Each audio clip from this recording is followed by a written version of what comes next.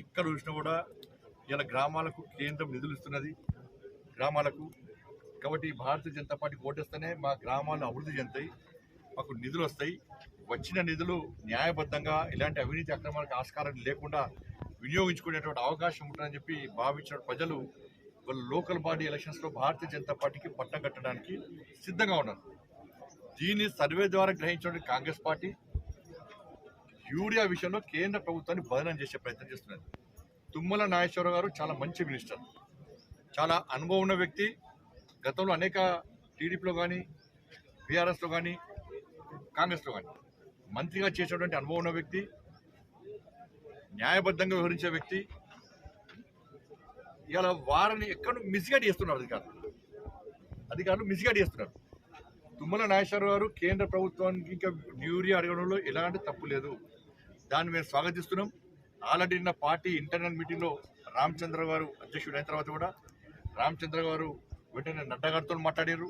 మా ముందే నడ్డా గారు కూడా సానుకూలంగా స్పందించినట్టు సమాచారం నాకు. నేనేమంటున్నా అంటే తెలంగాణ రాష్ట్రానికి 9 లక్షల మెట్రిక్ టన్నుల యూరియా కావాలి. 9 లక్షల మెట్రిక్ టన్నుల యూరియా కావాలి. ఇది రాష్ట్ర ప్రభుత్వానికి అంచనా. యూరియాల పొటాషియం కానీ డిఏపి కానీ అంటే రకరకాలు ఉంటాయి కదా. 9 లక్షల మెట్రిక్ టన్నులు కావాలి. ఇలా కేంద్రం ఎంత ఇచ్చింది? 13 లక్షల మెట్రిక్ టన్నులు ఇచ్చింది కేంద్రం.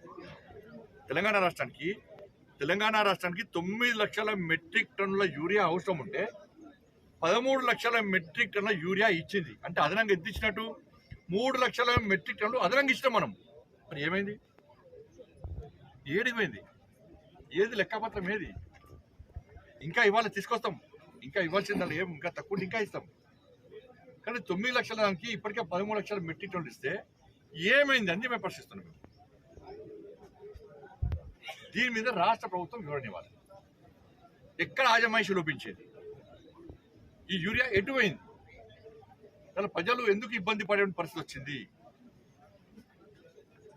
చెప్పులు పెట్టి క్యూలు కడుతున్నారని చెప్పి 6,000 కోట్లతోని రామగుండం ఎరువుల ఫ్యాక్టరీని ప్రారంభించింది. మూతపడ్డ ఎరువుల ఫ్యాక్టరీని పునర్మించింది కేంద్ర ప్రభుత్వం.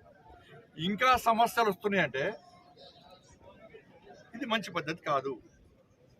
కేంద్ర ప్రభుత్వం సహకరించడానికి సిద్ధంగా ఉంది. కేంద్ర ప్రభుత్వం ఇచ్చినటువంటి యూరియాను సక్రమంగా వినియోగించాల్సిన బాధ్యత రాష్ట్ర ప్రభుత్వం మీద ఉంది. అడ్డదారి దొరికితే దాని మీద చర్యలు తీసుకోవాల్సిన బాధ్యత రాష్ట్ర ప్రభుత్వం మీద ఉంది. కాబట్టి దయచేసి ఇంకా యూరియా వస్తే తుమ్మల గారి యొక్క విజ్ఞప్తిని మేము సానుకూల దృక్పథంతో పరిశీలిస్తున్నాం. ఇది విమర్శ కాదు.